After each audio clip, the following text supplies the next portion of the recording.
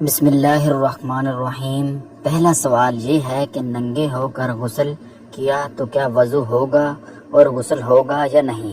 دوسرا سوال یہ ہے کہ دوپٹہ اتار کر وضو کیا تو کیا وضو ہوگا، اور تیسرا سوال یہ ہے کہ کیا باتھ روم میں وضو کیا تو وضو ہو جائے گا۔ میرے عزیز ساتھیوں، السلام علیکم ورحمۃ اللہ وبرکاتہ۔ اب پہلا سوال یہ ہے کہ ننگے ہو کر غسل کیا تو کیا وضو ہوگا اور غسل ہوگا یا نہیں۔ اب اس کے دو پہلو ہیں، ایک تو ننگے ہو کر غسل کیا ہوگا اور دوسرا کہ ننگے ہو کر وضو ہوگا یا نہیں۔ تو حضرت سیدنا حذیفہ رضی اللہ تعالی عنہ فرماتے ہیں کہ میں نے رمضان المبارک میں حضور اقدس صلی اللہ علیہ وسلم کے ساتھ نماز پڑھی تو سرکار دو عالم صلی اللہ علیہ وسلم نے نماز پڑھنے کے بعد کھڑے ہوئے اور غسل فرمانے لگے۔ جب حضور اقدس صلی اللہ علیہ وسلم غسل کر رہے تھے تو میں پردہ کیے کھڑا تھا، یعنی چادر پکڑ کر کھڑا تھا۔ اللہ کے نبی صلی اللہ علیہ وسلم غسل فرما رہے ہیں اور میں نے پردہ کیے رکھا۔ جب اللہ کے نبی حضور صلی اللہ علیہ وسلم نے غسل مکمل کر لیا تو پھر مجھے فرمایا کہ حذیفہ کچھ پانی بچ گیا ہے، اگر تم چاہو تو اسی سے غسل کر لو، اور اگر چاہو تو اس میں کچھ اور پانی ملا لو، یعنی پانی کو بھر لو۔ تو میں نے اللہ کے نبی صلی اللہ علیہ وسلم کی بارگاہ میں عرض کی کہ یا رسول اللہ صلی اللہ علیہ وسلم، جو پانی آپ کے غسل سے بچ گیا ہے یہ پانی مجھے کسی اور پانی سے یعنی دوسرے پانی سے زیادہ محبوب ہے، تو یوں میں اسی پانی سے جو اللہ کے نبی صلی اللہ علیہ وسلم نے بچایا تھا اسی سے غسل کرنے لگا۔ تو جب میں نے غسل کرنے لگا تو اللہ کے نبی صلی اللہ علیہ وسلم چادر تان کر کھڑے ہو گئے، یعنی پردہ کرنے لگے۔ تو میں نے حضور اقدس صلی اللہ علیہ وسلم کی بارگاہ میں عرض کی کہ یا رسول اللہ صلی اللہ علیہ وسلم، آپ میرے لیے یوں پردہ نہ کریں، یعنی یہ تکلیف آپ نہ کریں۔ تو اللہ کے نبی صلی اللہ علیہ وسلم نے فرمایا کہ نہیں حذیفہ، جب میں غسل کر رہا تھا تو نے میرے لیے پردہ کیا، اب تو غسل کر رہا ہے تو میں لازمی یعنی ضرور تیرے لیے پردہ کروں گا۔ سبحان اللہ۔ تو یہ جو ننگے ہو کر غسل کرنا ہے یا اس کے جو مسائل ہیں، یہ اس وقت جب تک ہمارے ہاں واش روم کا یا باتھ روم کا رواج یا ٹوائلٹ کا رواج نہیں آیا تھا، یعنی لوگ باہر نلکے کے نیچے نہاتے تھے۔ اس طرح دیہات میں ہوتا تھا اور اسی طرح شہروں کے اندر بھی نلکے کے نیچے نہایا جاتا تھا، اور جہاں نلکا لگا ہوتا تھا اس کے چاروں طرف کوئی چار دیواری نہیں ہوتی تھی، یعنی پردہ نہیں ہوتا تھا۔ ابھی بھی ہندوستان کے اندر بیت الخلاء کا بہت بڑا مسئلہ ہے، لیکن الحمدللہ پاکستان کے اندر تو دیہات کے اندر بھی اب پکے بیت الخلاء یعنی چار دیواری والے بیت الخلاء بن گئے ہیں۔ تو جب سے بیت الخلاء بنے ہیں اس وقت سے چادر تاننے والا مسئلہ ختم ہو گیا۔ اب آپ مکمل طور پر آپ اپنا لباس اتار کر غسل کر سکتے ہیں۔ پہلے ہمارے جو بزرگان تھے وہ کیا کرتے تھے، جب غسل کرتے تھے تو ایک چادر تان لیتے تھے، اور غسل کرنے والا بھی کوئی نہ کوئی لنگی یا دھوتی سے اپنے پردے کا اہتمام کر لیا کرتے تھے، اور عورتیں چارپائی کھڑی کر لیتی تھی۔ لیکن اس میں یہ ہوتا تھا کہ اگر گزرتے ہوئے کسی بھی شخص کی نظر پڑ جاتی تو دیکھنے والا بھی गुनहगार होता था और जिसका सतर देखा जा रहा है, अगर वो उसको देख लेता है तो वो भी शर्मिंदा होगा। इसी तरह चादर अगर तानी हुई है तो चादर गिर जाए तो उन बातों को, अंदेशों को जहन में रख कर जो हमारे बड़े थे वो नहाते हुए किया करते थे। वो लुंगी बांध लेते थे, लेकिन हमारे टॉयलेट्स हैं, वॉशरूम्स हैं, बाथरूम्स हैं, उनकी 4 दीवारियां होती हैं, इनके साथ दरवाज़ा होता है, वो मुकम्मल चारों तरफ से पर्दा होता है, और अगर इसके अंदर रोशनदान भी हो तो वो भी 6 फुट से ऊंचा होता है। तो इसमें जिस्म नज़र आने का अंदेशा नहीं होता, कोई अमकान नहीं होता।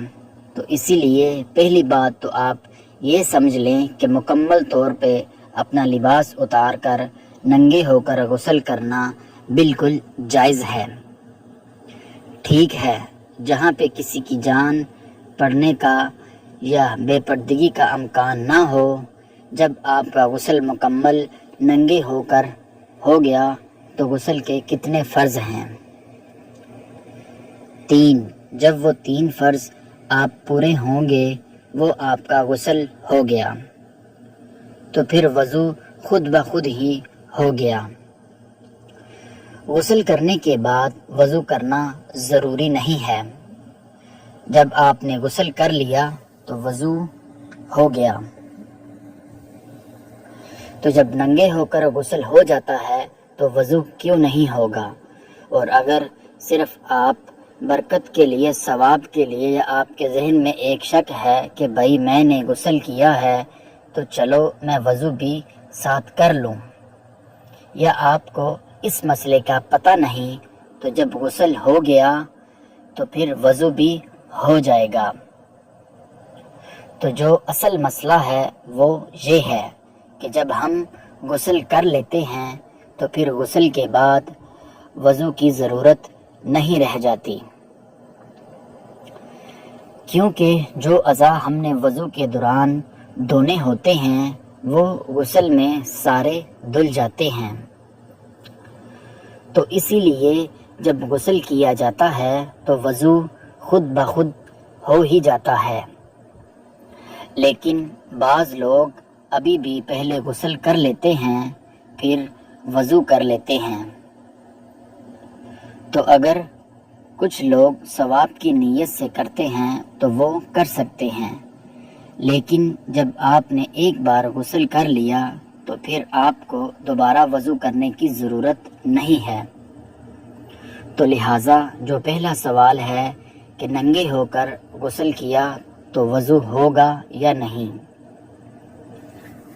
तो वो वाज़िया कर दिया है, रवायत भी आप लोगों के सामने रख दी है कि जब आपने नंगे होकर गुस्ल कर लिया तो आपका जब गुस्ल हो गया तो वज़ू खुद ब खुद ही हो गया। अब दूसरा सवाल ये है कि दुपट्टा उतार कर वज़ू किया तो क्या होगा? देखें, आपने दुपट्टा उतार कर वज़ू किया है तो वज़ू 100% हो जाएगा।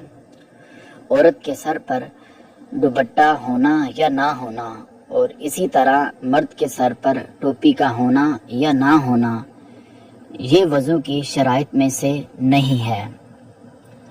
वॉशरूम में जब हम जाते हैं या बैतुल खला में हम जाते हैं तो इस वजह से कहा जाता है कि सर ढांप कर जाओ।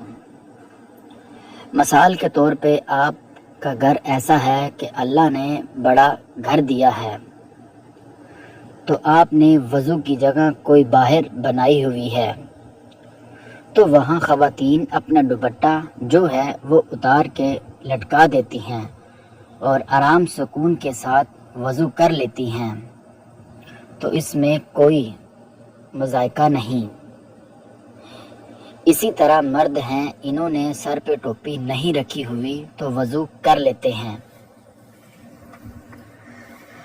مسجد میں دیکھیں 90% لوگ ننگے سر آتے ہیں اور آ کر وہ وضو خانے میں وضو کر رہے ہوتے ہیں، تو جب مردوں کا ہو جاتا ہے تو عورتوں کا وضو کیوں نہیں ہوگا؟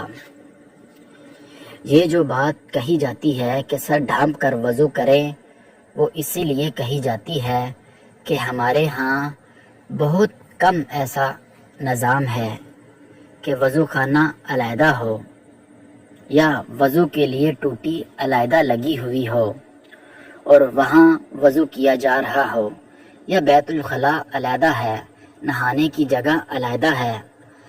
آج کل یہ سارا کچھ آل ان ون ہے، یعنی واش روم کے اندر ہی سب کچھ ہوتا ہے۔ تو کیونکہ جب ہم نے واش روم جانا ہوتا ہے تو واش روم کے لیے سنت کیا ہے کہ سر ڈھانپ کر جائیں، تو اس لیے جب آپ واش روم میں جا کے وضو کریں تو واش روم جو ہے وہ جنات کا مسکن ہے، حدیث پاک کے مطابق۔ اور دوسرا یہ کہ اللہ کے نبی صلی اللہ علیہ وسلم کی سنت ہے کہ واش روم میں سر ڈھانپنا چاہیے۔ تو اس کا نفع یہ ہوگا کہ اگر آپ واش روم گئے ہیں تو آپ کو استنجا کرنا پڑتا ہے، تو آپ رفع حاجت کے لیے بیٹھ جاتے ہیں، تو پھر دوبارہ دوپٹہ لینے کے لیے باہر آئیں گے یا ٹوپی لینے کے لیے باہر آئیں گے۔ تو اسی لیے اگر آپ بیت الخلاء میں گئے ہیں اور آپ ساتھ ہی دوپٹہ لے کر یا ٹوپی لے کر گئے ہیں تو سنت کا ثواب بھی مل جائے گا، چاہے آپ نے وہاں جا کر ٹوائلٹ کو استعمال کیا یا نہیں کیا۔ تو اسی لیے دوپٹہ اتار کر وضو کریں یا دوپٹہ لے کر وضو کریں، جس طرح مرد حضرات ہیں ٹوپی پہن کر وضو کریں یا ٹوپی اتار کر وضو کریں۔ وضو کا ٹوپی کے ساتھ دوپٹے کے ساتھ کوئی تعلق نہیں ہے۔ وضو کامل ہو جاتا ہے۔ اگلا تیسرا سوال بڑا اہم ہے کہ باتھ روم میں وضو کیا تو کیا وضو ہو جائے گا؟ باتھ روم میں جس میں صرف ڈیلکس لگا ہوتا ہے یا کموڈ لگا ہوتا ہے، اس کے علاوہ کوئی نظام نہیں ہوتا، وہاں تو وضو کرنا نہیں چاہیے۔ اور ایسی صورتحال عموماً طور پر یہ ہمارے گھروں میں نہیں ہوتی۔ جہاں پہ ڈبلیوس لگا ہوتا ہے یا کموڈ لگا ہوتا ہے، اس کے ساتھ ہی بیسن لگا ہوتا ہے، ٹوٹی لگی ہوتی ہے، وضو کی جگہ ہوتی ہے، اور دونوں کے درمیان میں عموماً طور پہ شاور لگا ہوتا ہے نہانے کے لیے۔ تو آج کل ہمارے باتھ روم چاہے وہ 5x5 کا چھوٹا سا باتھ روم بھی بنا ہوا ہے، تو اس کے اندر یہ تینوں سہولتیں موجود ہوتی ہیں، یعنی سیٹ بھی لگی ہوتی ہے، نہانے کی جگہ بھی ہوتی ہے، اور ہاتھ دھونے کی یعنی وضو وغیرہ کرنے کی جگہ بھی ہوتی ہے۔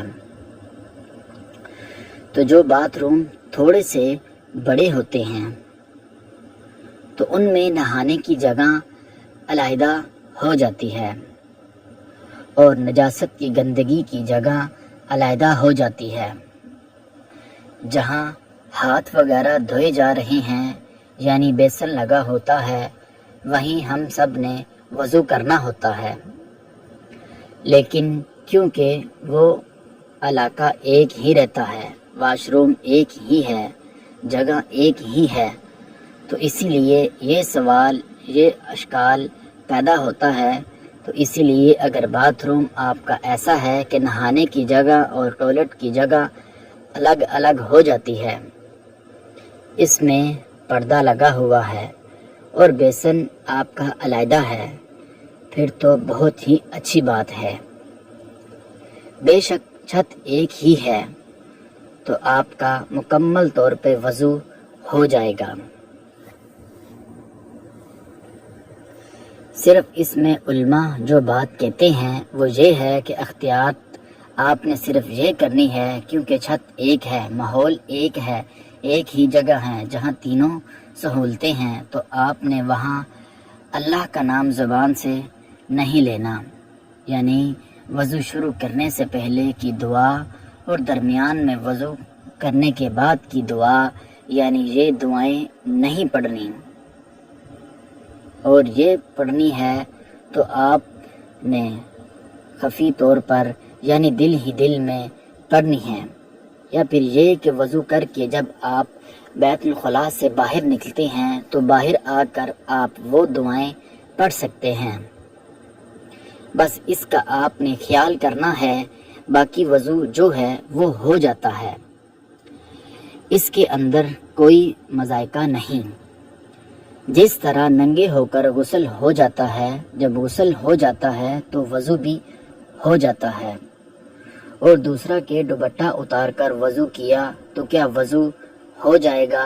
100% ٹوپی کے بغیر اور دوپٹے کے بغیر جو ہے وہ وضو ہو جاتا ہے۔